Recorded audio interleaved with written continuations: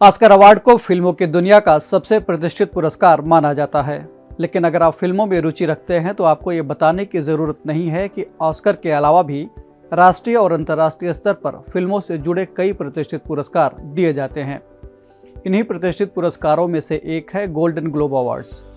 हाल ही में 79वें golden globe पुरस्कारों की घोषणा की गई।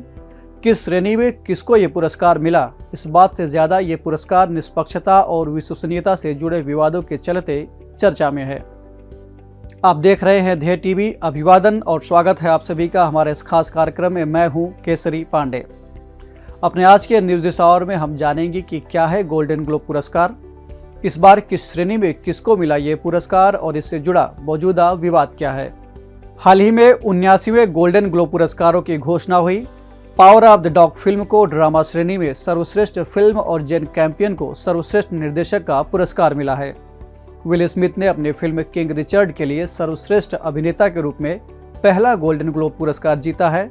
निकोल किडमैन ने बीइंग द रिकार्डोस के लिए सर्वश्रेष्ठ फिल्म अभिनेत्री के रूप में 5वां गोल्डन ग्लोब जीता। स्टीवन स्पिलबर्ग द्वारा निर्देशित वेस्ट साइड स्टोरी को कॉमेडी और म्यूजिकल सेगमेंट में सर्वश्रेष्ठ फिल्म, रिचल जेगलर को सर्वश्रेष्ठ फिल्म अभिनेत्री और एरियाना डिबोस को सर्वश्रेष्ठ सहायक अभिनेत्री का पुरस्कार मिला। एंड्रयू गारफील्ड ने टिक टिक बूम के लिए कॉमेडी अथवा म्यूजिकल सेगमेंट में सर्वश्रेष्ठ फिल्म अभिनेता का पुरस्कार जीता।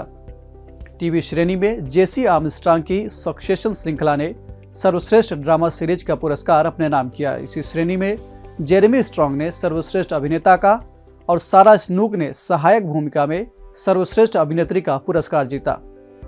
जेसन सुदेकिस को टेड लासो के लिए कॉमेडी अथवा म्यूजिकल श्रेणी में सर्वश्रेष्ठ टीवी अभिनेता का पुरस्कार मिला।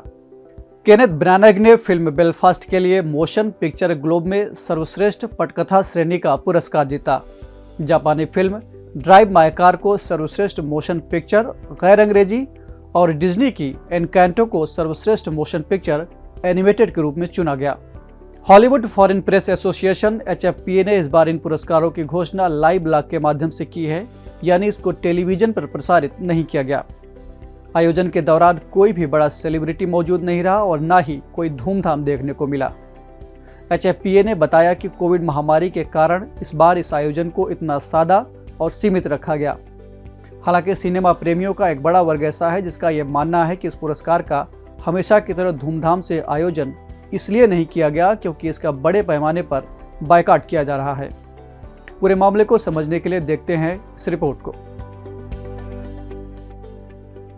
गोल्डन ग्लोब अवार्ड्स अमेरिका में आयोजित होने वाला ऑस्कर के लेवल का ही एक बेहद प्रतिष्ठित अवार्ड समारोह है। मनोरंजन जगत में विशेष उपलब्धियों के लिए हर साल हॉलीवुड फॉरेन प्रेस एसोसिएशन यानी HFPA देशी विदेशी कलाकारों और फिल्मों को गोल्डन ग्लोब पुरस्कार से सम्मानित करता है। पहला गोल्डन ग्लोब पुरस्कार जनवरी 1944 को लॉस एंजलिस में आयोजित हुआ था।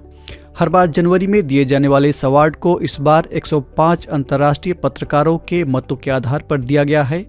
ये पत्रकार हॉलीवुड और अमेरिका के बाहर के मीडिया द्वारा संबद्धता प्राप्त होते हैं।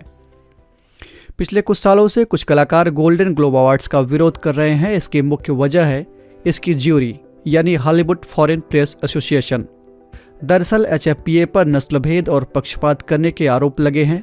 HFPA में सालों से एक भी अश्वेत पत्रकार को शामिल नहीं किया गया है। हालांकि इस बार इसमें 6 अश्वेत पत्रकारों को शामिल किया गया है। इसके बावजूद इसे इस बार भी बहिष्कार का सामना करना पड़ा। वार्नर मीडिया, नेटफ्लिक्स और अमेजॉन जैसे बड़े बड़े प्रोडक्शन हाउस और स्टूडियोज ने HFPA से कन्नी काट ली है। पिछले साल अभिनेता टॉम क्रूज ने भी अपने 3 पुरस्कार वापस कर दिए थे। बढ़ते विरोध को देख HFPA ने अपने सुधार की बात कही और इसी क्रम में इसने 6 अश्वेत पत्रकारों को भी शामिल किया। इसने एक नया कोड ऑफ कंडक्ट लागू करने की भी बात कही। हालांकि HFPA के कुछ सदस्यों ने यह भी कहा कि उनका ज्यादातर विरोध उनकी छवि धूमिल करने के लिए किया जा रहा है। तो ये थी बात गोल्डन ग्लोब पुरस्कारों और इससे जुड़े विवाद की। और अब बारी है आज के सवाल की। आपको कमेंट करके बताना है कि द एकेडमी अवार्ड्स क्या होता है। इस एपिसोड में इतना ही। हम फिर मिलेंगे एक नए कार्यक्रम के साथ। तब तक के लिए पढ़ते रहिए और बढ़ते रहिए। नमस्कार।